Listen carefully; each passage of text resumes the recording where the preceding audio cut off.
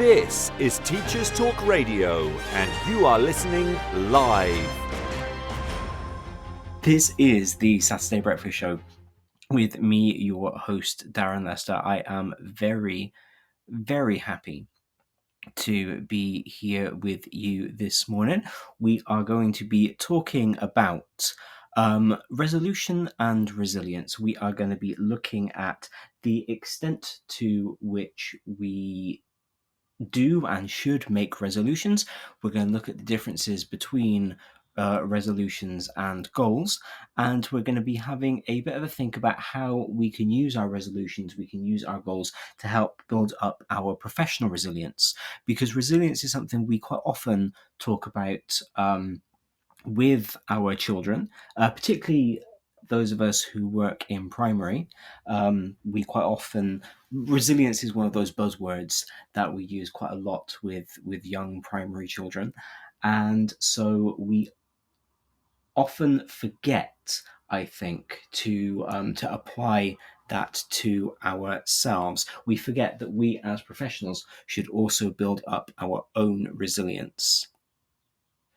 So that is going to be our focus today. That's going to be what we are looking at.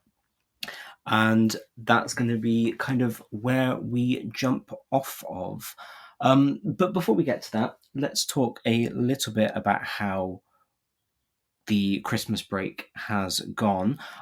For me, it was filled with COVID. It kind of ripped through my household. Starting on Christmas Eve, when we had a whole bunch of people texting into the family group chat about how they had tested positive. And then I managed to hold off until last Friday. I tested positive last Friday, and I've kind of been suffering with it this time. I think I've been a little bit complacent, because over the course, when I had it for the first time, which was Easter 2022, I believe, I was absolutely fine, to be completely honest. I kind of didn't suffer with it at all. I quarantined, because at that point we were still supposed to, but I taught all of my one-to-one lessons that I had, because a big part of my job is one-to-one teaching of speaking. So all of my one-to-one lessons I did online over Teams, and I was absolutely fine to do that. But this time it kind of wiped me out. I'm not going to lie. It has hit me really hard, and I'm still finding myself struggling to catch my breath every so often. So I'm kind of just telling you that, really. I don't want to talk about COVID particularly, but I'm just telling you that just in case over the course of the show today, over the course of the next hour and a half, if we need to take ourselves a little bit of a break, if we need to maybe play the adverts a little bit more often than I usually would, that would be why, because I don't want you to have to listen to me kind of struggling to catch my breath. Bet UK is just 2 weeks away. Are you ready to join 30,000 attendees, 600 plus exhibitors on 7 content stages from 120 countries, and see Louis Theroux, Dame Darcy Bustle, Jason Arde, Laurel Kana, Baroness Floella Benjamin, Dan Fitzpatrick, Mr. PICT, and so much more? I might need to bring my trainers. The best part? Educators go free. Get your ticket now at uk.betshow.com/visitor-registration. This show is brought to you in partnership with John Catt Educational, publishing professional development books and resources to support great teaching and learning in schools around the world. Have you checked out their latest releases? Use the code JCTTR2324 for 20% off your order. Don't miss out.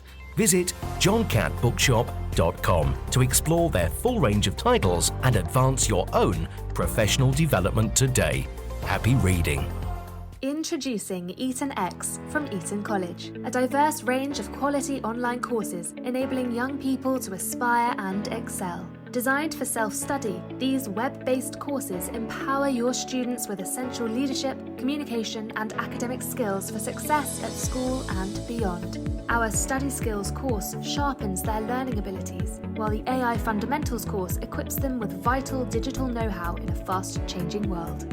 Other popular courses include verbal communication, critical thinking, writing skills, resilience, creative problem solving, and many more. Offer the EtonX curriculum in your school for free. Visit etonx.com to find out more.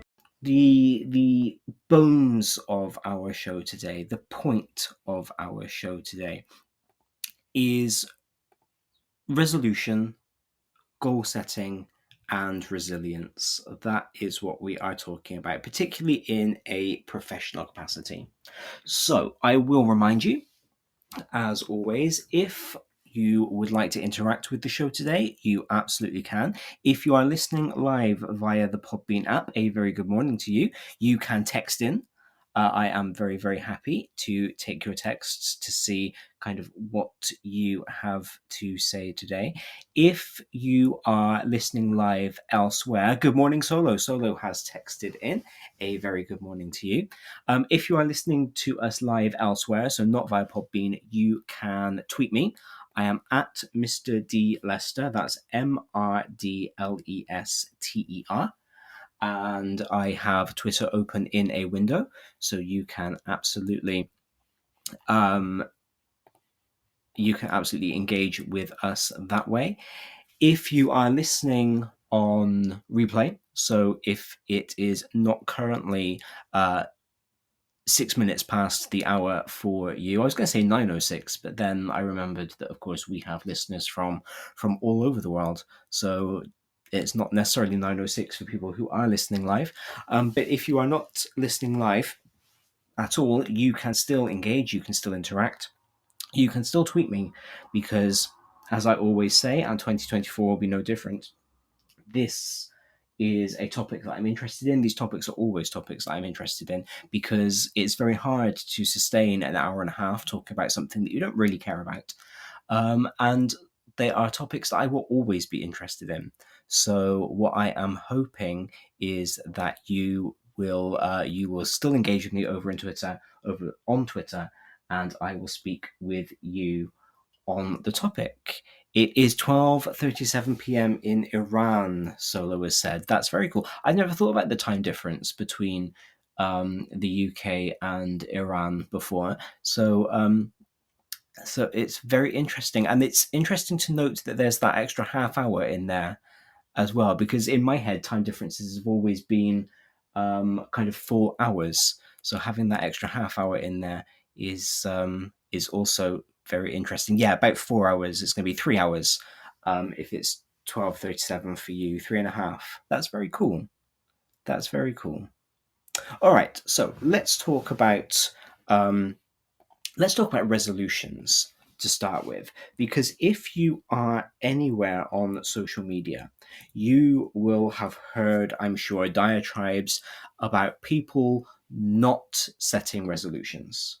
And I'm sure there are people in your workspace who are very proud of the fact that they don't make resolutions. You may be one of those people who is very proud of the fact that you don't make a resolution. I am not one of those people. I like resolutions. I like resolutions and I like goals. I like both. I do think they are different things. And we'll kind of talk about what that difference is. But I like both. I do both. And I think that both are very, very important. So let's talk about resolutions to start with, since it is the new year. It is the 6th of January. I still think that this counts as New Year. I still think it's fine to say Happy New Year to people. So this is where we are going to start. So the English word resolution comes from the Old French résolution from the 14th century, comes directly from the Latin resolutionem, resolutio in the nominative, which was the process of breaking something down into a simpler form. It's in Latin, it's an action noun. And it's derived from the past participle of the verb resolvere, to loosen. So the whole idea of a resolution, if you take it at its etymological root, is this idea of breaking something down, of creating something and making it simpler. It's a problem-solving process. It first actually is applied to the idea of problem-solving in English in the 1540s, when it became defined as a power of holding firmly, character of acting with a fixed purpose. So at somewhere between the 1300s, when it came into English, and the 1540s, it went from this idea of loosening, of reducing something into a simpler form, and it almost flipped itself on its head and became this idea of acting firmly. We went from a loosening to a tightening. By the 1580s, it came to mean a steadfast purpose. It came to mean something that you were absolutely doing that couldn't be broken. By the mid 15th century, it had come to mean a frame of mind.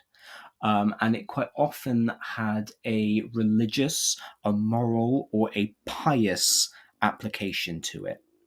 So there was this idea that a resolution was something that you were going to do to make yourself a better religious person, essentially.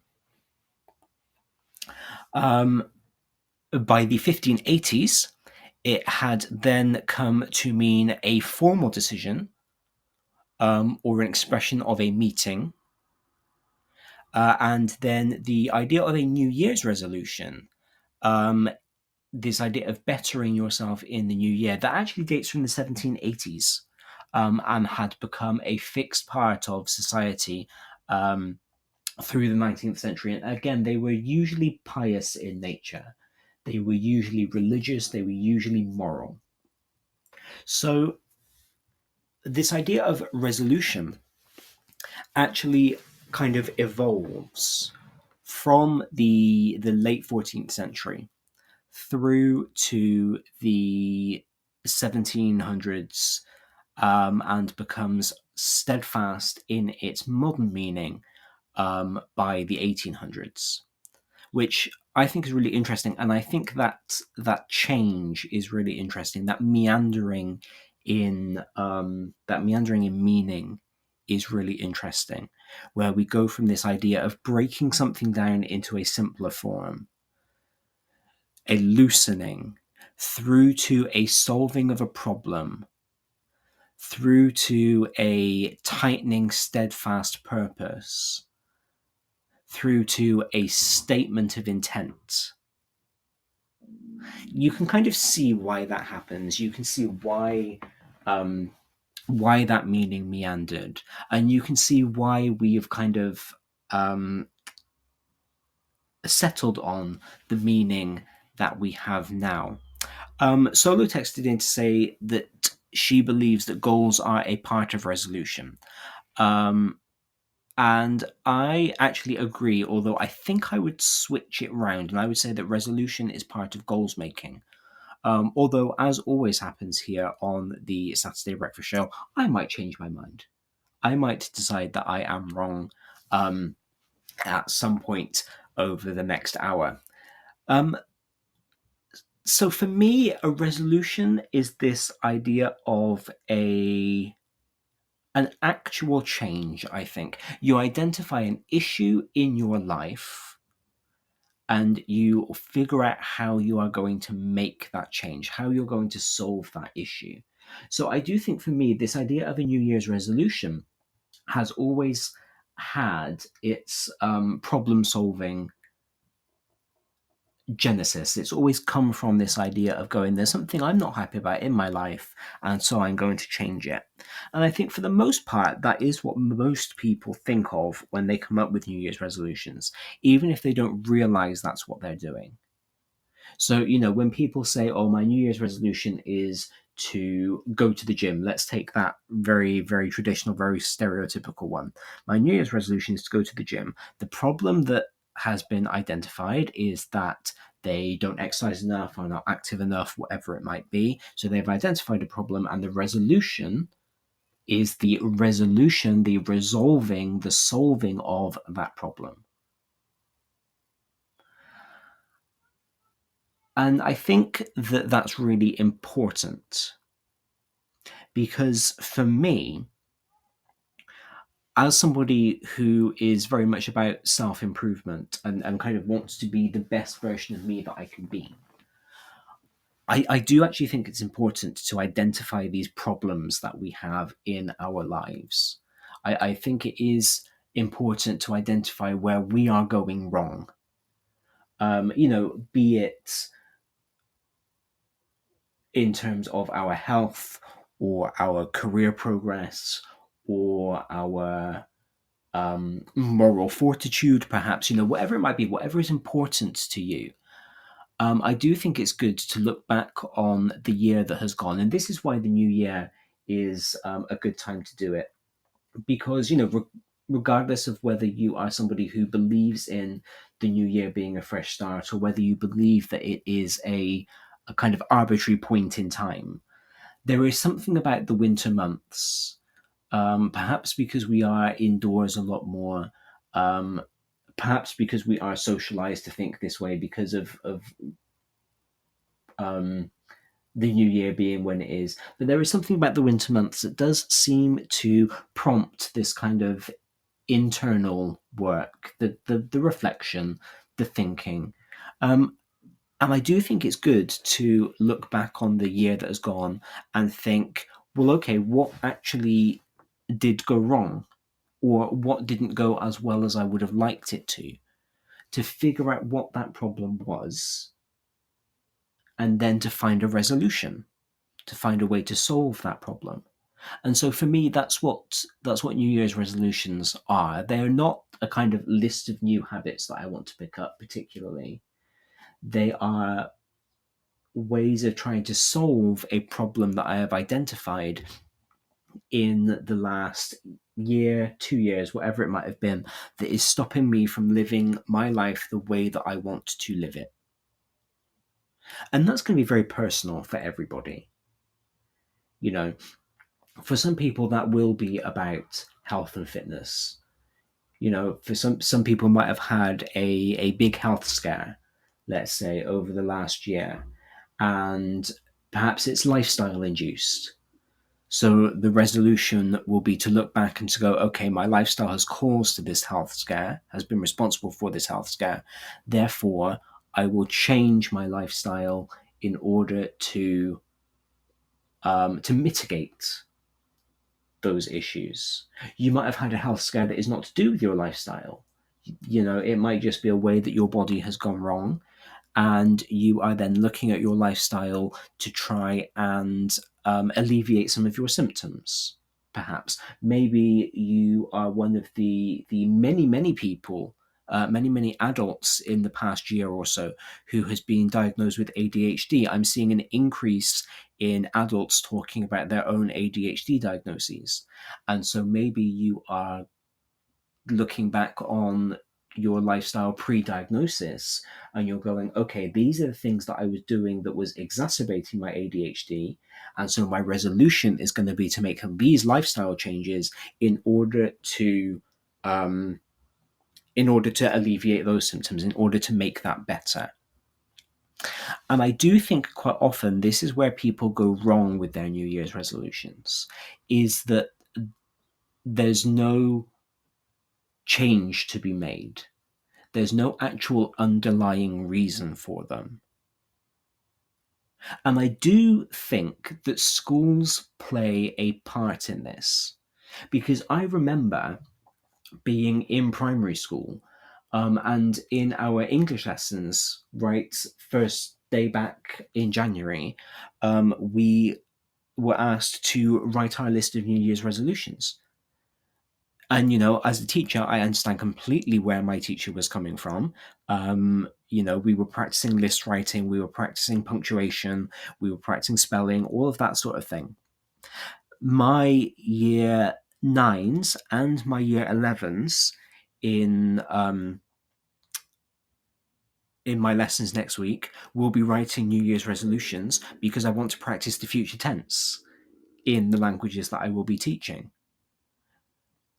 So even though I know that schools are partially responsible for not kind of training us in how to make New Year's resolutions in the way that I think they should be made, I'm going to be party to it because it's going to make for a useful lesson. But I think in school, which is quite often when we encounter this idea of New Year's resolutions for the first time, we're not encouraged to think critically about our lives and to identify a problem to solve. We are just encouraged to come up with a list of things that we want to do. And then we're not encouraged to check back in with those lists either. So we're kind of brought up with this idea that we should make New Year's resolutions, and these New Year's resolutions should kind of just be these arbitrary changes that we decide to make. And then we write them down, and then that's it. And they kind of disappear. And I think if that's the only exposure you have to New Year's resolutions, or if those are the only ways that you've ever kind of made them, then I understand why you might be against them. Because they end up being kind of purposeless. They're almost an exercise for the point of doing an exercise. So my suggestion, if you are interested in New Year's resolutions, if you are wanting to make a big change, would be to look back at what problem you're trying to solve. Let's go back to the etymology of the word. Let's go back to what a resolution actually is. Let's go back to that Latin resolutionem, and think about that process of reducing something into a simpler form.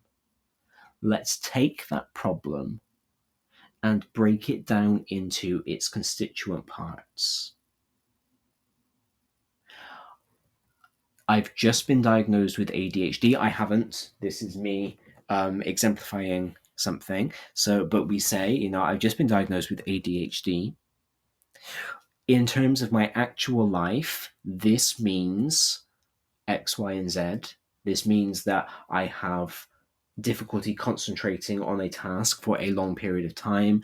This means that I easily forget things. This means that I am easily distracted.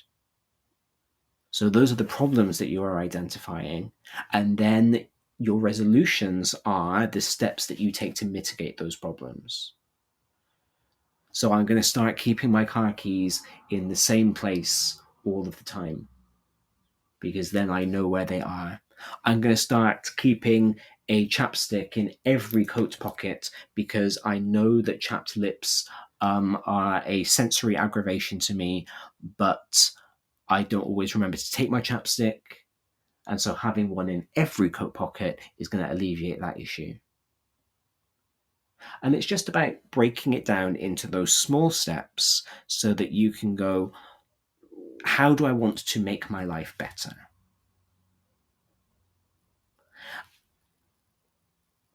And I think the scary thing about resolutions, particularly when you compare them to goals, is that you can fail a resolution, particularly if your resolution is really broad. If your resolution is, I'm going to go to the gym 5 times a week all year, you can fail that quite easily. That may have been your resolution and you may have failed it already. It's possible to have done so because today is the 6th of January. So if you've even missed one day this week and it's only Saturday, then you have failed that resolution. And people hate to fail. We know that. Failure is horrible. And so I think one of the things that does put people off of making resolutions is the fact that you can fail them, whereas you can't really fail a goal. And it's a very subtle difference. But, as a linguist, I believe very much in the power of language and in how language can alter the way that we see things and the way that we feel about things. And what's interesting is we don't say that we failed a goal. We say that we didn't meet it. And that is a difference. That is a difference. Practically, it's not. In an actual practical everyday term, it's not different at all. But there is something about the fact that we don't meet a goal instead of failing a goal that makes a goal easier to have than a resolution, because you can fail a resolution. My resolution is to go to the gym 5 times this week. I missed Wednesday, so I failed. My goal is to go to the gym 5 times a week. I missed yesterday, so I didn't hit my goal, but I can try again next week. A resolution is kind of all or nothing, isn't it? It's kind of all-encompassing. Whereas a goal, by its very nature, by how we are trained in goal setting, is much more about those smaller steps. It's a bit more wishy-washy, isn't it? Let's be honest. It has built-in room for failure. Whereas a resolution doesn't, at least in the way that we traditionally make resolutions.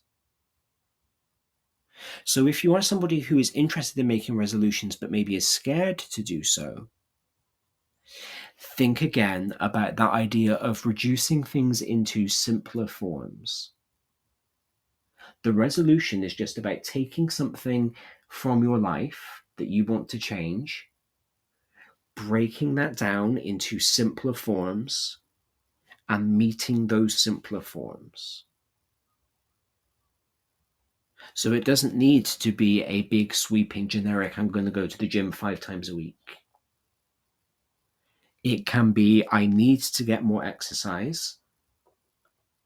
That's my resolution, to get more exercise. And I break that down into the simpler forms of, I'm going to walk to work instead of catching the bus. I'm going to take the stairs instead of the lift. I'm going to go to the gym once a week on my way home from school. So it's about making it manageable instead of making it like this big sweeping statement of, oh, I'm going to change my entire life, but actually not think about what those steps are in order to make that change. And I think that's the thing.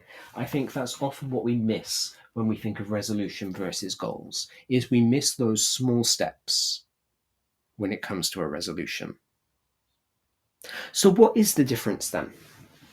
What is the difference between a resolution and a goal? For me, I think it comes down to the starting point. I think a resolution is going, this is something in my life that isn't working and I want to fix it.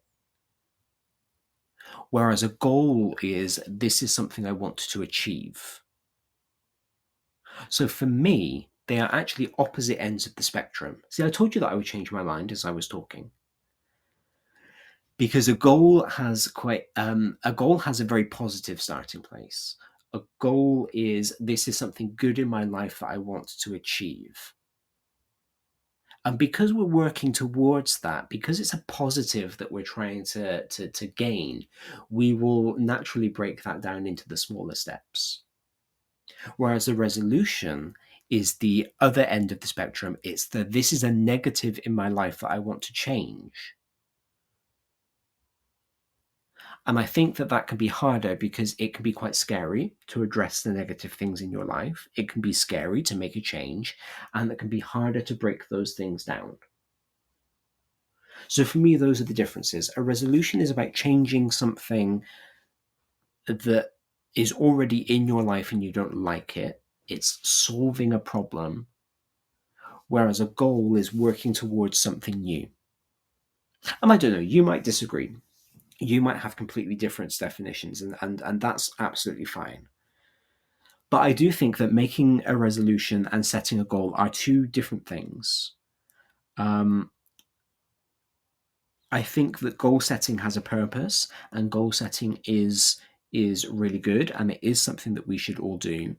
But at the same time, I think that resolution setting also has a purpose and is also something that we can do, because I think that you can strive for goals.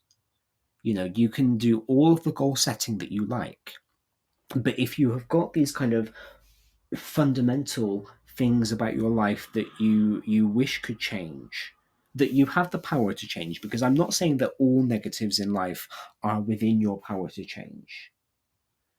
But if you've got this negative that you can change but you don't because you are not a resolution person, I think that your life won't necessarily be any better for hitting your goals, because you won't have kind of tried to resolve some of the negative things that are happening anyway. I think it's all about balance. The ancient Greeks used to say everything in moderation. They were very big on this idea of balance. And I think it's important to strive for the good things while also trying to resolve the bad. But I don't know. That's just where I am on this whole idea at the moment. Again, when we do this show next year, I may have changed my mind completely about what I think of goals versus resolutions. But right now, that's where I am. And I have no issue changing my mind about things. I think it's important to be open to changing your mind about things. I think if you have a steadfast opinion that you are never open to changing, then it means that you're not learning and you're not growing as a person, which is a real shame. I was hoping that I would be able to very stylishly slide into the adverts there. I'd hoped that maybe re-uploading the adverts file would have made a difference, but it hasn't. So what we are going to do is we are going to find the script for the adverts, because they are very important to make sure that you still get them. And then we will move into talking about resilience, because of course, if we are talking about finding negative things in life that we are trying to solve, that we are trying to resolve, that we are coming up with resolutions for, we also need to make sure that we are resilient with them, that we are thinking about how we don't let these negatives knock us down too much. Bet UK is just 2 weeks away. Are you ready to join 30,000 attendees, 600 plus exhibitors on 7 content stages from 120 countries, and see Louis Theroux, Dame Darcy Bustle, Jason Elakara, Baroness Floella, Benjamin Dan Fitzpatrick, Mr. PQ, CD, and so much more. I might need to bring my trainers with the best educators. Go free. Get your ticket now at uk.betshow.com/visitor-registration.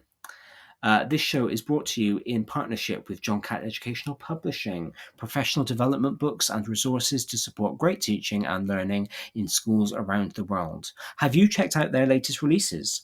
Use the code JCTTR2024 for 20% off your order. Don't miss out. Visit johncattbookshop.com to explore their full range of titles and advance your own professional development today. Happy reading.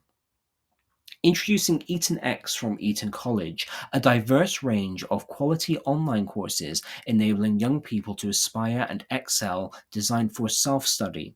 These web-based courses empower your students with essential leadership, communication, and academic skills for success at school and beyond. Our study skills courses open their learning abilities, while the AI Fundamentals course equips them with vital digital know-how in a fast-changing world. Other popular courses include verbal communication, critical thinking, writing skills, resilience, creative problem solving, and many more. Offer the Eton X curriculum in your school for free. Visit etonx.com to find out more.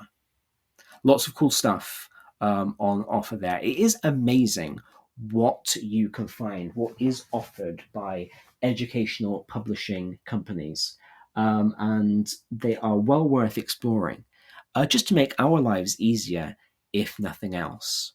So, let's have a chat about professional resilience, shall we?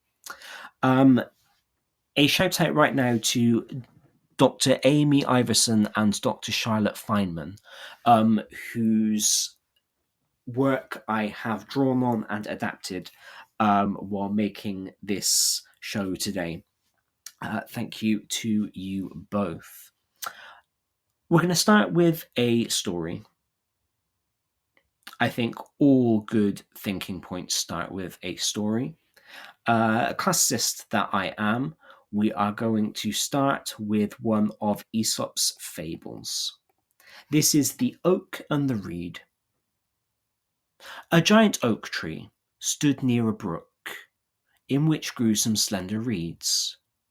When the wind blew, the great oak tree stood proudly upright, with its 100 arms uplifted to the sky.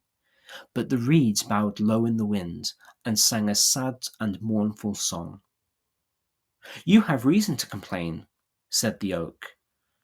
"The slightest breeze that ruffles the surface of the water makes you bow your heads, while I, the mighty oak tree, I stand upright and firm before the howling tempest."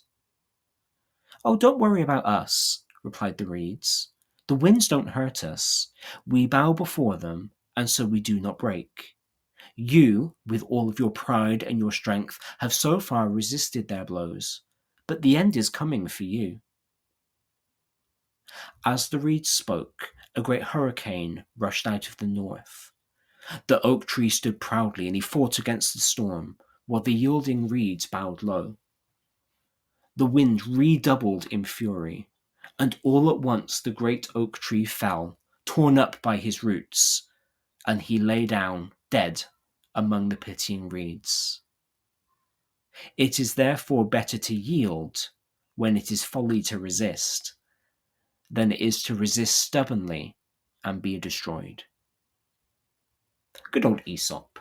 I like Aesop. If you don't know of Aesop, he was the Brothers Grimm of ancient Greece, essentially. He went around collecting fables and stories that were being told, always with a moral there at the end. And what's quite interesting about that one, and it's a story that has been retold many, many times, but it's this idea that being too strong, being too rigid, being too steadfast is actually a negative in life. It can seem like a positive, but actually, if you are not that little bit flexible, if you are not willing to bend, then you will eventually be uprooted. And there are a few different ways that we can take this story, that we can interpret this story. That's the point of a fable, after all, is that you take it and you apply it to whatever in life it is that you're talking about. But here, what I find quite interesting when we're talking about professional resilience is that it's not about steadfast strength. Resilience is not about being able to take every single blow that comes your way. And quite often that's how we define resilience. That's what we think of resilience as being, is this idea that you can just withstand anything. But what Aesop is trying to say, I think, in terms of resilience, is that it's just about surviving. And sometimes you have to let yourself be battered. And sometimes you have to let yourself be thrown around in the storm. But as long as you stay rooted, as long as you stay firm where you are, and you are flexible enough to take the battering, then you'll be okay. Resilience is really important. We know that. We tell it to our children all the time. I think, when you look on different school websites and you see what their core values, their key ideas are, resilience is often one of them. But what does it mean to be resilient in the workplace? Why do we need to be resilient in the workplace? Why isn't resilience just something for children? We are in a very fast-paced working world right now. Faster paced, I think, than it has ever been, and it will continue to be that way. I had this conversation with somebody recently we're still kind of figuring out what the Industrial Revolution meant. And the Industrial Revolution came so quickly. That's why it was a revolution instead of an evolution, because of how fast it happened, that nobody ever really thought about the long-term consequences of it. It was just all of a sudden there was this machinery, and all of a sudden people could work longer hours because it wasn't as taxing on their body. And so all of a sudden they were. And there was no kind of long-term plan laid out. And so the working world has just got faster and faster and faster and more intense and more intense. And we've been born into that world. All of us now have come along since the Industrial Revolution. We don't know what life was like before.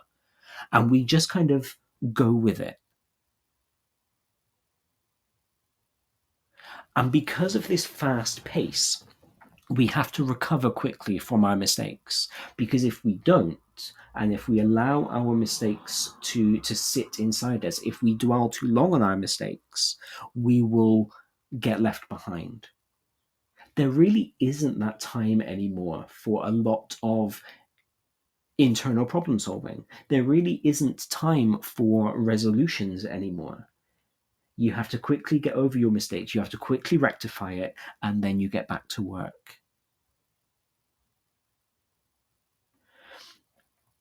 We need to be able to focus then on our own thoughts and feelings, because resilience comes within. Resilience is something that is of us. It's about controlling our thoughts, controlling our feelings, controlling our reactions to things.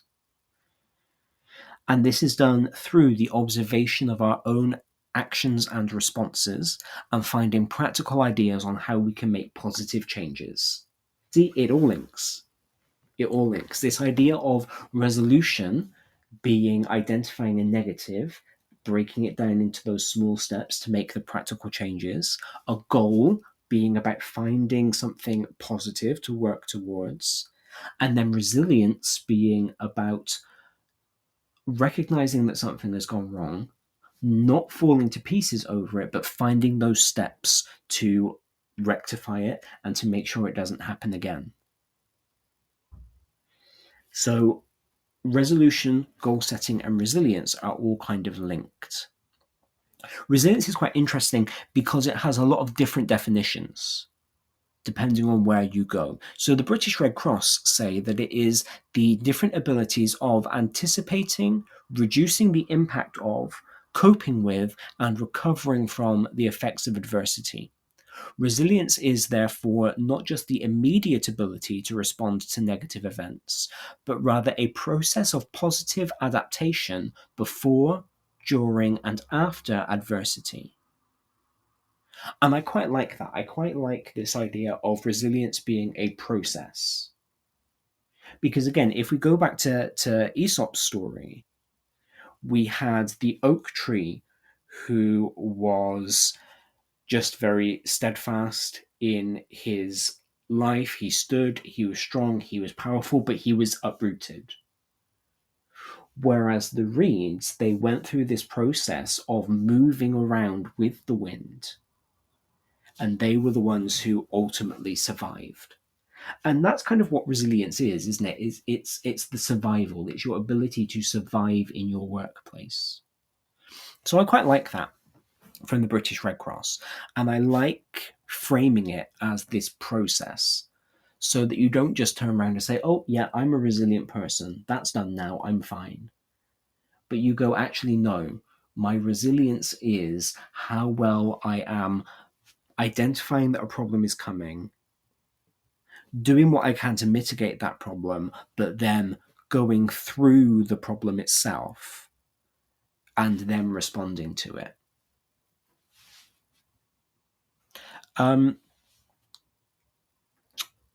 Bridget Daniel, in the Scottish Journal of Residential Childcare in 2003, said, resilience is the ability to know where, how, and when to use your energies to improve things for yourself, and how to recruit help in that endeavour. So again, I like that as well. It's that ability to identify where the problem is and identify what you're going to do to solve it. So resilience is not, as it can often be simplified, not being affected by a problem. It's not that you don't get upset because of your problem. It's not that you aren't impacted by your problem. It's that you don't let the problem debilitate you. It's that you don't get so caught up in the problem that you then forget to do everything else you are supposed to be doing. Neenan in 2009 said that resilience is a set of flexible cognitive, behavioral, and emotional responses to acute or chronic adversity, which can be unusual or commonplace. So we build up resilience to one-off events, a bad observation, a particularly awful lesson where the children just will not cooperate, and things that happen all the time. A toxic coworker, a class that you just can't quite seem to manage. Both sets of events, repetitive and one-off, need that resilience.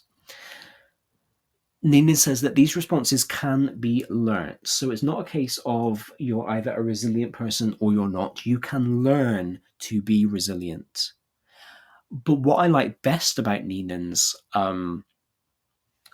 definition is that it's about coming back from adversity, not bouncing back.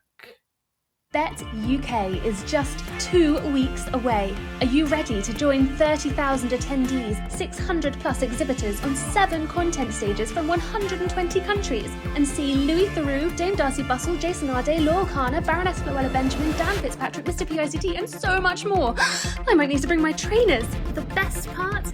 Educators go free! Get your ticket now at uk.betshow.com/visitor-registration. This show is brought to you in partnership with John Catt Educational, publishing professional development books and resources to support great teaching and learning in schools around the world. Have you checked out their latest releases?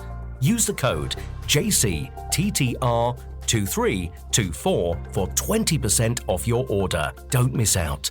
Visit johncattbookshop.com to explore their full range of titles and advance your own professional development today. Happy reading. Introducing Eton X from Eton College, a diverse range of quality online courses enabling young people to aspire and excel. Designed for self-study, these web-based courses empower your students with essential leadership, communication, and academic skills for success at school and beyond. Our Study Skills course sharpens their learning abilities, while the AI Fundamentals course equips them with vital digital know-how in a fast-changing world. Other popular courses include verbal communication, critical thinking, writing skills, resilience, creative problem solving, and many more. Offer the Eton X curriculum in your school for free. Visit etonx.com to find out more. And I've seen schools define resilience as bounce back ability, which I find very hard to say and even harder to process. But it's not about bouncing back. Being resilient isn't about letting every single problem be like water off a duck's back to you. It's not about going, oh, okay, well, this negative thing happened. What's next? Because that's not being resilient. That's not caring. Which isn't necessarily a bad thing. It's just not the same. It's not what we're talking about. So resilience isn't about bouncing back. It's about not letting the adversity impact you in a way that it doesn't deserve to. It's about not being... I'm going to say this, even though it's going to sound really bad. It's about not being overly dramatic regarding the adversity. It's about letting it have the place it deserves, sitting with it, doing what you need to do to get over it, and then getting over it. It's almost about letting yourself be affected. The reeds in Aesop's story let themselves be affected by the wind. The tree didn't. And it was the tree that fell. Whereas the reeds who let themselves be affected, they were the ones who remained standing because they had developed their coping strategies. So I really like that. I really like this idea of coming back and not bouncing back. The other reason that I like it is that quite often people will think that they are not resilient because they don't bounce back quickly, because they need to take that time, because they need to sit with the trauma. But actually those people are resilient because they do come back from the adversity. They just haven't bounced back. And I think quite often bouncing back can be what we encourage in the workplace because, like I said, we are in a fast-paced working environment. All of us, regardless of what job we do, our working environments are fast-paced. And so, the sooner we can get over something and move on to the next thing, the better for our workplace. But actually, and as long-term friends of the show will know, I am a huge advocate for mental health in the workplace, for looking after yourself. How does bouncing back benefit you? If it does, and if you are the type of person who needs to not sit with something bad that's happened, if you are the type of person who needs to brush it off very quickly and just, keep calm and carry on, then that's what you need to do. And I'm not saying that that's a bad thing. But at the same time, if you are somebody who does need to sit with it and who does need to let it be part of you for a while, then do, because that is also resilience, so long as you don't let it consume you. And I think that's the key to resilience, isn't it? Is keeping everything in perspective, keeping everything in proportion.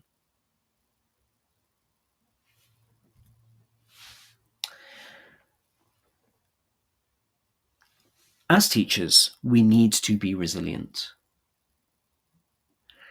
because there are huge changes in education that happen all of the time. There are huge changes in the workplace that happen all of the time.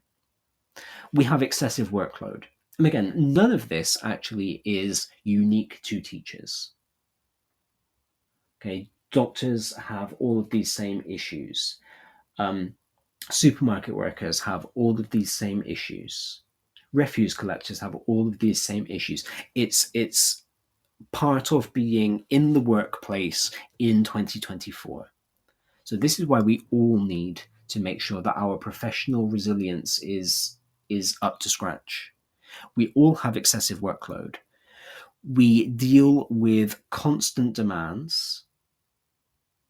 And for those of us who are in caring professions, teachers, doctors, nurses, carers, we quite often have to deal with suffering in one kind or another.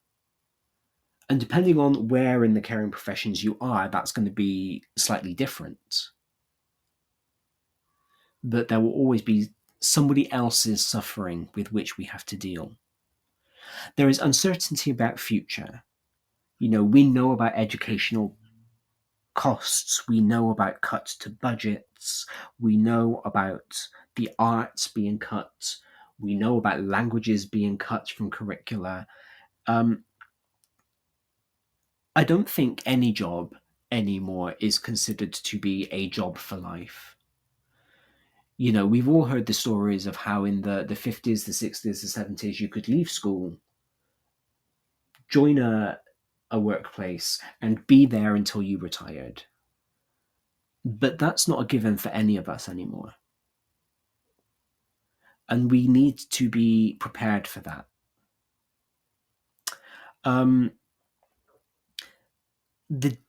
There's the dealing with your own mistakes or being scared to make a mistake.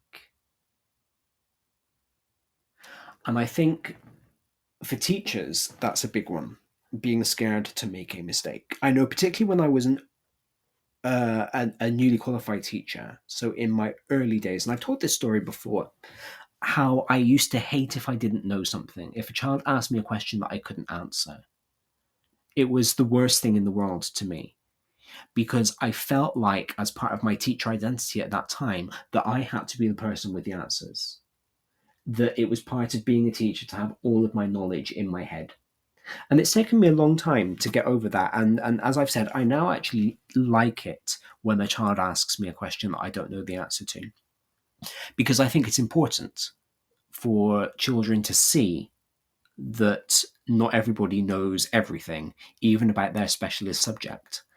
And I think it's important for me to model where I, as the specialist, go to find out my information, so that the children who are interested in languages, in classics, in my specialist subjects, they know where to go to get the information when I'm not around anymore to give it to them. But I wonder how I would feel if I were being observed and a child asked me a question that I didn't know the answer to. I know, logically, that it wouldn't matter, because I know that what actually is important is how you deal with that question. And I know that my modelling of going to the dictionary, going to the grammar book, whatever it might be, and finding out is actually the best thing to do in that situation. And I know that. And I know that my heads of department know that. I know that the people who are going to observe me will know that. But I also know that subject knowledge is or was, when I was training, a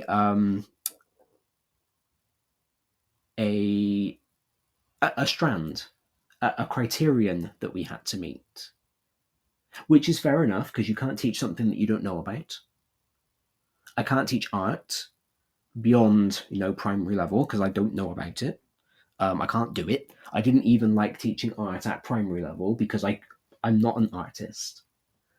And so because you have it ingrained into you that you need to know these things, for me, that became a big sticking point of my practice, that I had to know this stuff. So I had this fear of making a mistake, of telling a child something incorrectly, or of not knowing something. And you need that resilience to overcome those fears. I needed resilience to overcome those fears, because there was always going to be a point where a child came up with a word that I didn't know, because I can't know all of the words. The way that I did that was I made it into a game with my year 3 class. And it might seem a bit strange to do it with a year 3 class, because the language that you teach them is all very basic, so there is nothing that you should struggle with when you're teaching with your year 3 class. But they were also the most creative in coming up with words that they thought I wouldn't know. So every so often we would play a game, and I would keep a running scoreboard where they would all have a dictionary, and they would pick words at random that they thought I didn't know in French. That was the language that I was teaching them. And then they would throw the word out at me, and I would tell them, if I knew the word, I would tell them what it was, and they would look up in the dictionary to check. And if I then didn't know what the word was, they would look up in the dictionary to find it.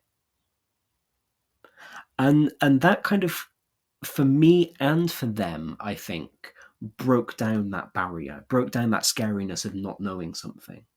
And what I noticed, particularly as they were throwing out more obscure vocabulary that I had no need to know, is that they were then less afraid of telling me that they didn't know something, even if it was something that I taught. They were less afraid of telling me that they didn't know, because they had seen me not knowing. So I ended up, and I still do, quite like when I don't know a word, when I don't know a phrase. I love it in my sixth form lessons when the year 13s need to know something very, very niche. that I wouldn't have thought to look up before. And so we do. And I now keep a vocab book, like we encourage them to, where I write down the new vocabulary that I learn because they've asked me a question. And because it's not vocabulary that I have ever needed, I've never thought to look it up. I never thought to learn it. And I think not being afraid of not knowing and not being afraid of making those mistakes actually has made me a better teacher, because I have been able to model to these children what it is to learn and what it is to be a lifelong learner and what it is to go, actually, do you know what? I don't know. It's my job to know, but I don't know, so let's find out. And these days, with the internet at our fingertips, it's much, much easier to find out. That was a bit of a detour, wasn't it? I didn't mean to tell you that whole entire story, but we went there. Another reason that in the workplace we might need to develop our resilience is due to a lack of professional support. Now, we all know that the quality of professional support varies greatly from workplace to workplace. And if you find yourself in a workplace where you don't feel that you are well supported, then you might need to work on your own resilience as a way to mitigate that issue, because there might be nothing that you can do about that. You might not be able to change the culture of the workplace that you're in. You can then think about whether you can change where you work and all of that sort of thing. But while you are in that situation, you will need to develop your resilience to be able to deal with that. I'm going to be honest, that felt a little bit uncomfortable to say, because it almost feels like victim blaming. It almost feels like I'm saying, well, there is an issue in this workplace because they're not being supportive, but it's your problem, so you are the one who has to deal with it. But unfortunately, that kind of is what happens in those situations. Because again, we can talk about leaving the workplace, we can talk about leaving the profession, but that doesn't help in the short term. You've still got to work out a notice period. You've still got to then find another job. It might not be practical to uproot yourself and move to a whole different school. And while I'm not saying that it's right for workplaces not to interrogate themselves and not to come up with resolutions to solve their internal problems, if you are the person not being supported and you're not able on your own, or even with others, to change the culture of the workplace, it might be that you need to work on your resilience in order to overcome that problem, so that you go, okay, I'm not getting the professional support that I need here. Therefore, part of my resilience is going to be finding it elsewhere, finding a mentor from somewhere else, another school, another department, another industry, and getting support from them. We need resilience to deal with externally imposed changes. You get a new HOD comes in who is an external appointment. You've got no idea who she is. You will need your resilience to deal with that, because she might come in with her own ideas about what makes a department good and might want to try and impose them on you. There will be a new exam specification. There is always a new exam specification that you need to deal with. Exam boards are starting to move to online testing, and all I'm seeing so far about that is negativity. I've not seen anything positive said about it, which is a shame, because I'm very much in favor of it. And kind of these things are scary, and I think that's where a lot of the negativity comes from, is the fear of the change. Because we might have to change our practice. We might have to change what we've been doing for 50 years, and that's okay. We just need to be resilient enough to recognize that it's okay. Boredom quite often requires resilience. If you have been teaching the exact same thing in the exact same way for 50 years, you might be bored by now. And so you need resilience in order to either just get through that boredom, or to change what you're doing. And a reluctance to seek help. You might just be somebody that doesn't like to ask for help. Again, I know lots of people who pride themselves on that they don't like to ask for help when they need it. It's not something that I understand personally. I am very much an advocate of asking for help because I think that different teachers have different strengths.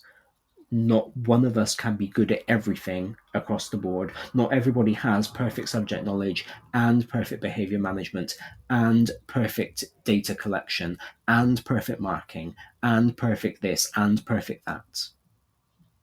If you do, then please tell my school that you do and tell them that you need to replace me because that's the type of teacher my students deserve. But I don't think anybody can be perfect at all of those things, and I think that we need to ask for help when we need it. However, if you are not somebody who likes to ask for help, if you are somebody who struggles to ask for help, then you need to build up your resilience in order to make sure that you are not being knocked down by the fact that you're not getting the help that you might need.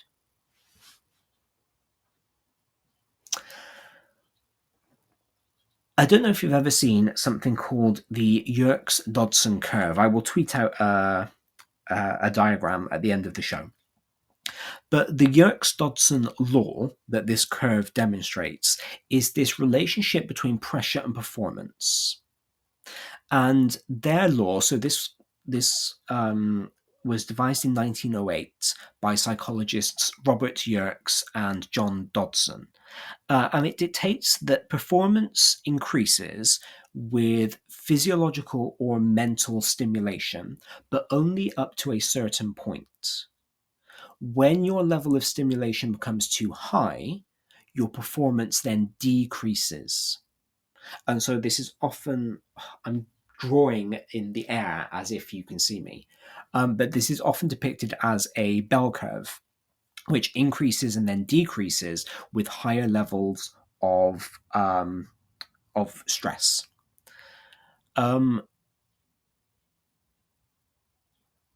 It's not something that has been well cited. It's not something that has been well followed up, but it is considered to be this psychological law. Okay, so you have this mental stress, and the mental stress or physiological stress, depending on what your job is, it helps you to reach peak performance, but then you do peak, and eventually that same amount of stress causes you to go over the top, as it were, and then leads to burnout. And it's by developing resilience that we can stop ourselves from going over the top. So this is why professional resilience is important. Because yes, you might be somebody who responds well to pressure. Yes, you might be somebody who thrives in a pressure cooker environment. But I think all that really means is that you have a higher threshold for this stress, for this stimulation, than an average person. And I think eventually even those people will go over the top, and that does then still lead to burnout.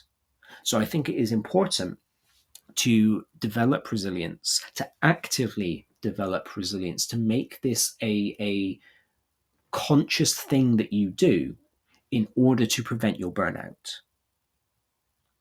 Now, resilience is an interesting thing because in the research that I've read over the past week preparing for this show, I have found that it's likely that some people are more biologically predisposed to be resilient than others. So there is this idea that some people are just more resilient, and it's just part of the chemical makeup of their brain. Luckily, though, resilience is not a binary quality. Resilience is not you're either resilient or you're not. It's also not completely physiological. So there are things that you can do to build it up. So there are physiological factors, yes, that we can't control. But there are also psychological and environmental factors that can lead to resilience. And your thoughts, your beliefs, your attitudes, your behaviors, they can be changed, they can be learned, they can be adopted, they can be developed. Because let's be honest, if resilience were entirely physiological, we wouldn't have it as one of our core values in school. In the same way that we don't have brown eyes as a core value. So even if you are not physiologically predisposed to being resilient, even if you do consider yourself not a particularly resilient person, even if you do buckle under criticism quite easily, you can learn your resilience. And that could be a resolution that you make, because that's the identification of a problem. I'm not particularly resilient. And we can then break it down into smaller steps in order to resolve that problem. Factors that contribute to resilience. So what you need in order to be resilient are a positive self-regard. We've talked about self-regard on the show before. We talked about it in the show that I did months ago about teacher identity, building teacher identity. So self-regard is, as it suggests, how you see yourself. How do you see yourself as a person? How do you see yourself as a teacher? How do you see yourself as a wife? How do you see yourself as a learner? Whatever it might be. Okay, your self-regard is how you see yourself. And so having a positive self-regard, identifying the good things about you, will help your resilience. Because then when something bad happens, and it will, bad things always do happen. We can't stop that. But when something bad happens, you're not going to crumble under this mentality of, oh, I can't do anything. Everything that I do is wrong, blah, blah, blah. Because you will have a positive self-regard. I think positive self-regard is quite difficult because, of course, nobody particularly wants to be conceited. Nobody wants to be seen as narcissistic. And so I think a lot of people will deliberately not develop their self-regard because they don't want to be seen as these things. But having a strong opinion of yourself, having a strong picture of who you are, a positive picture of who you are, helps with your resilience because it gives you something positive to cling on to. It helps you to go, yes, this went wrong, but these three things went well. The next thing that contributes to resilience is having an internal locus of control. So it's about controlling things that you are able to control. People like to be in control. Now, in a professional capacity, you will never have control over everything. And what I think is quite interesting when I think about conversations that I've had with colleagues, when I think about where I think a lesson that has gone wrong, it's been because of things that are out of my control. How many times do we feel knocked down because pupils have not done their homework? Because test results were a bit lower than we were expecting? Because test results didn't match what was predicted based on CAT scores? Because GCSE results were lower than we had been predicting the whole year or the whole 2 years? But none of that is in our control. We don't control whether our pupils do their homework. We don't control how well they do in their exam. We don't sit and write the exam for them. And so, as teachers, there is actually a lot of our job that is outside of our control. I would say there is very little in our job that is in our control. You know, if I think about, I go back to school on Monday. I've got an inset day on Monday. And then I start teaching on Tuesday. So when I think about my very first lesson on Tuesday, the only thing that I'm going to control within that lesson is how I present it, what my materials look like. I'm not going to control what mood my pupils are in. I'm not going to control how well they learn the material. I will only control how well I teach it. I'm not going to control what they internalize.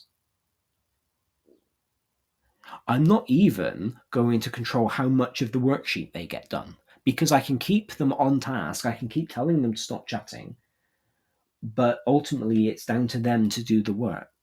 And so I think because teachers don't have very much control, that can lead to a lack of resilience in our profession. And honestly, there's very little we can do about that. That's one of the things that we just have to accept.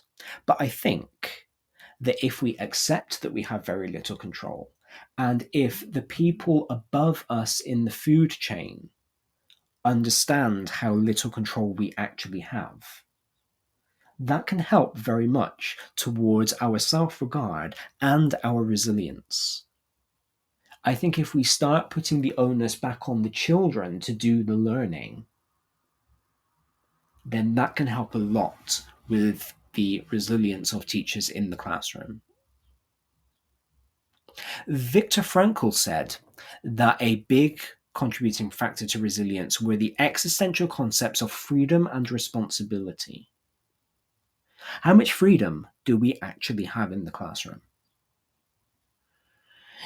I'm very lucky in that I have two very supportive heads of department who are letting me teach using the language pedagogy that I think is best. I've spent a lot of time researching this pedagogy. I have done training on it. I have written books using it. And I think it's best. And it was a complete overhaul from what we were doing a few years ago. But I've had the freedom to do that. I've had the support of my HODs to do it. And I've been questioned, and I've been asked why, and they've done their due diligence in making sure that it is a robust theory of education. I've not just been allowed to do what I want because I want to do it. And I think that being allowed to do that, having that freedom to teach in the way that I currently think is best, has helped with my resilience. Because when a lesson's gone wrong, I've been more likely to interrogate both my own practice and the methodology of the pedagogy and the external factors of the classroom in order to pinpoint where something went wrong. Whereas I think if I were still being made to do the traditional stand up, do a PowerPoint, now do a worksheet, and now off you go, were a lesson to go wrong, I would be less inclined to interrogate it because I would have just said, oh, well, the methodology is wrong. And that's not my fault. So I think having more freedom, ironically, gives me more ownership over what goes wrong in my classroom. And so I am more resilient because I am more likely to try and fix it because I feel like I have a stake in it. I feel like I have a reason for it to go well. The last factor that contributes with resilience is the ability to cope with pressure. And that's a really difficult one, isn't it? Because that's all to do with your own thinking, your own behavior, your own lifestyle. And I think it can be really hard to advise on how to change that. So there is something that I've seen called the ABC model, because we do love an acronym, don't we, in education? A is for activating event or situation. So that's the thing that goes wrong that you need to be resilient over. B is for your belief about the event. And I think that word belief is very important. And C is for consequence. And the consequences are not, oh, I'm going to get sacked. They are what actually is happening to you in that moment. So what what is your emotional response to the event? Are you angry? Are you anxious? What are your behavioral responses to the event? Are you feeling aggressive over it? Are you avoiding talking about it? And then what are your physical responses to the event? Are you shaking? Are you having heart palpitations? And I think if you follow that ABC model and you identify the activating event, you identify what you believe happened, and you identify the consequences, you are then able to alter your behaviors around it. Because you can pick out your belief about the event and you can go, oh, actually, that might be what I think happened. That might be how I'm interpreting this event. But objectively, that's not what happened. This is just what happened through my lens. And so, I might think that I'm going to be fired because I had to look a word up in the dictionary. I couldn't answer the pupil's question. But objectively, my inability to answer that question is not the end of the world because I still found out the answer. Or because I told the people that I would go away and find out for them ready for the next lesson, and I've already Googled it, and I've written it in my planner to tell them when I see them on Thursday. So I think I quite like the ABC because it gives you a nice framework in which to work around the negative event that has happened. So what was the activating event? What do you believe about the event? And acknowledge that that's what you believe, even if it's irrational, acknowledge that you believe it. Because trying to ignore your belief, trying to ignore the irrationality is just going to make you dwell on it. It's going to feed that in your head. And then work out what the actual consequences are. Don't project consequences. Don't try and predict what your manager is going to do. Figure out what is actually going on inside you, because that's what you can control. So that goes back to your locus of control. That's what you can solve. And so that will help you to come back from, not bounce back from, but come back from the situation.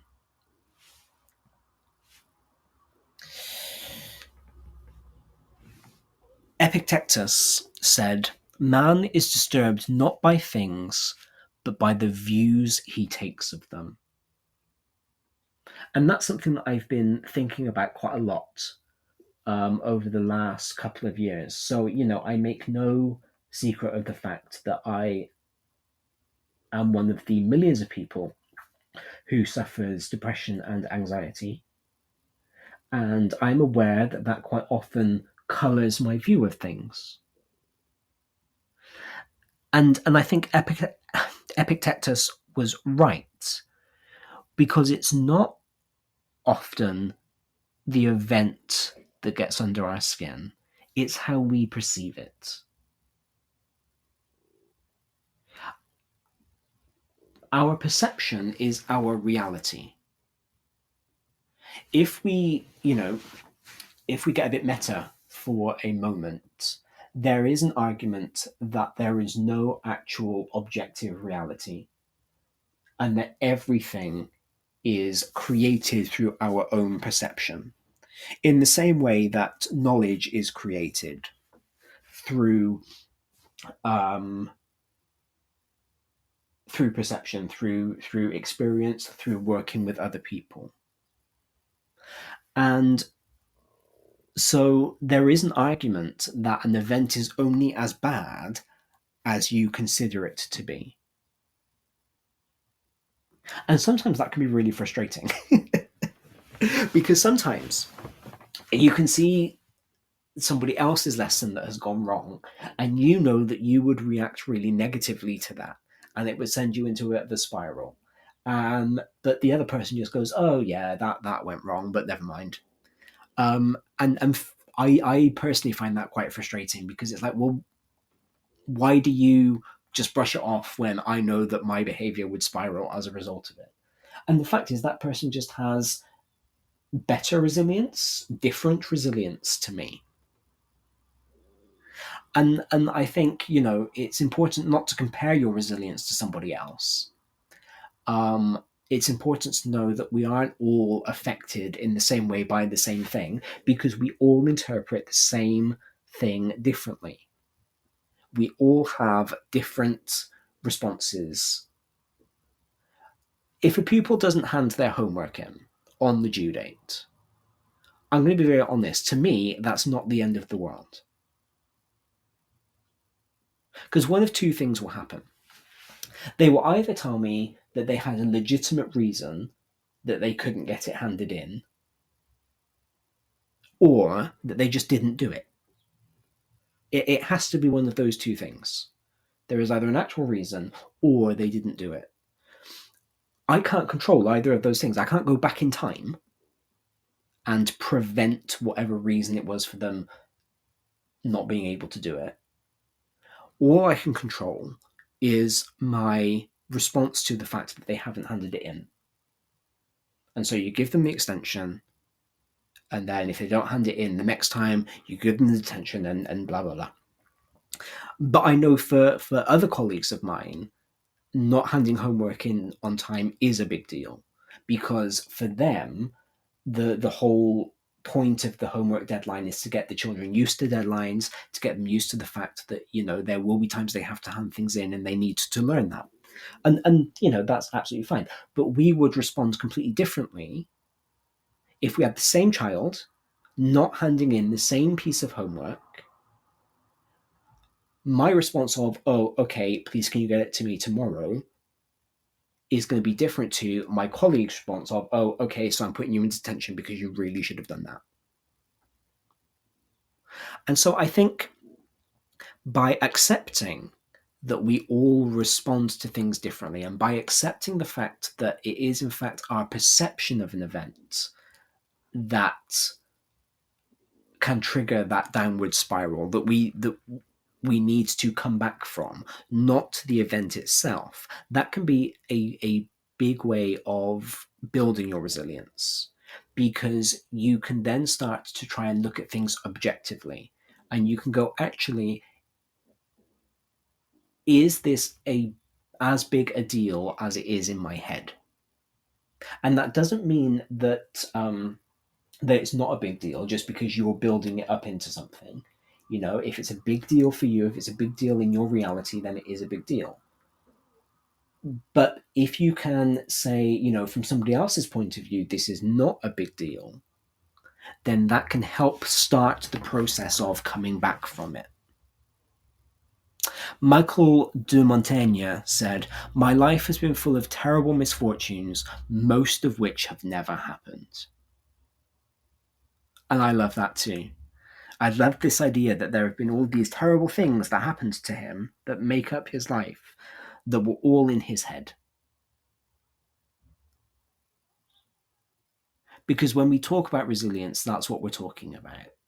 We're not talking about grief. We're not talking about dealing with divorce. We're not really talking about any of these big life things that everybody would agree are big life things.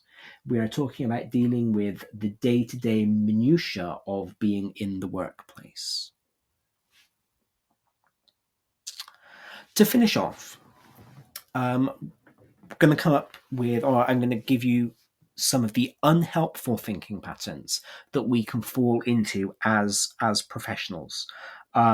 Because I think if you can identify unhelpful thinking patterns, then you can break those cycles, particularly if you are somebody a bit like me who is prone to dwelling on these same thinking patterns over and over again. So, all or nothing thinking. I'm either perfect or it's a waste of time. Okay, that's unhelpful. Overgeneralization.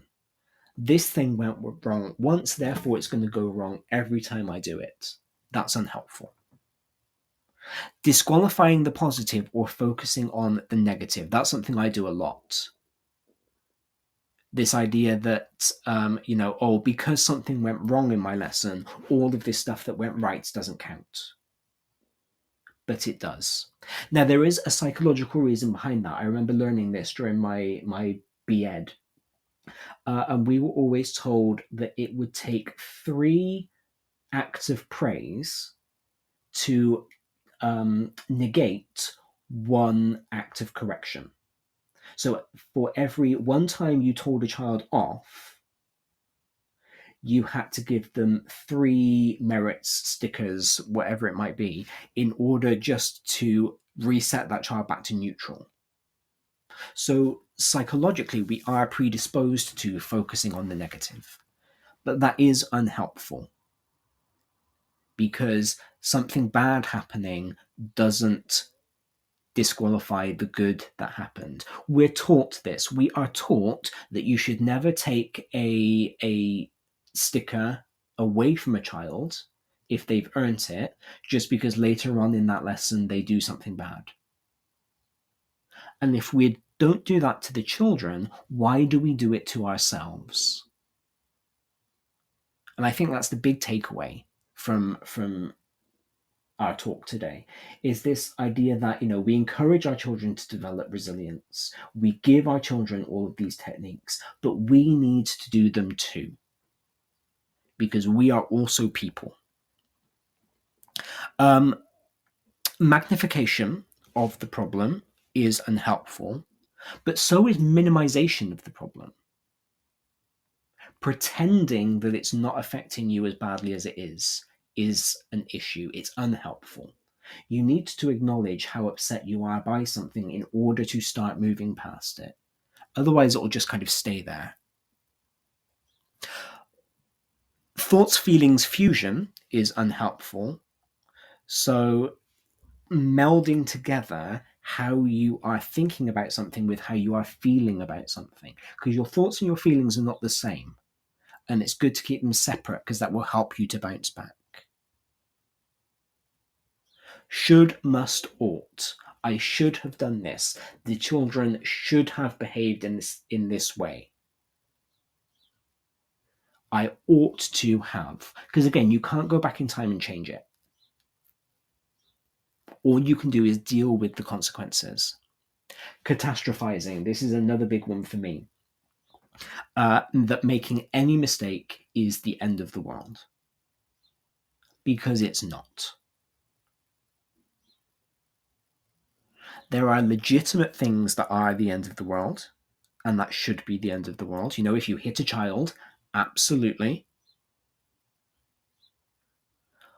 But forgetting to take their homework in is not the end of the world. Personalization. Getting your sense of self, your sense of identity, wrapped up in your job, which is then wrapped up in the exact way that you perform every single action of your job. That's unhelpful, because again, you can't be the best at everything. And so if your whole sense of self-worth is wrapped up in I'm a great teacher, and in your head, being a great teacher is about being the best disciplinarian in your school, and having the best subject knowledge in your department, and being able to teach the most subjects in your school, and you're going to lower your resilience, because that's impossible. You cannot have those things. And finally, mind reading. This is something else that I'm guilty of. Assuming that somebody is going to react in a certain way, and then trying to act on that reaction before it's happened. Because you can't predict somebody else's behavior. You can't control somebody else's behavior. And again, we know that a good way to build up your resilience is to focus on your locus of control. What can you control? And accept that. And accept what you can't. And don't try to, because that will just lead to frustration. Well, that's it. That is our show for today. We have talked a lot about resilience. We have talked a lot about what you can do to build up your resilience, and some of the unhelpful things that we do that can lower it. I think what I'm going to do is check back in on this topic in a few weeks' time, because I know that resilience is something that I need to build up. My professional resilience is absolutely something that I need to build up. So I'm gonna sit with the things that we've talked about today. I'm going to reflect on them, and then perhaps in Q2 at some point. So in April, May, or June, we'll come back to this, and I'll kind of let you know how I've been doing with it, because I think it is good to check in. Tim texted in, good morning. I am so glad to have you back. He said, it's good having you and your inspirational show back, Darren. Thank you very much. I appreciate that. Happy New Year to you and all your listeners. A very happy New Year to you too. I am so glad that you joined us today. I am so glad that everybody who listened in did so. I hope that you've managed to take something away from it as much as I have, reflecting on reflection. Now, because our sound files do not seem to be working today, I will not give you music to go out to. So all I will say is that there is no show next week because I am teaching. So I will be back with you in 2 weeks' time, and I am very much looking forward to it. So have a good fortnight. I will speak to you soon. Goodbye. You've been listening to Teachers Talk Radio. Tune in live and listen back at ttradio.org. We look forward to hearing from you next time on Teachers Talk Radio.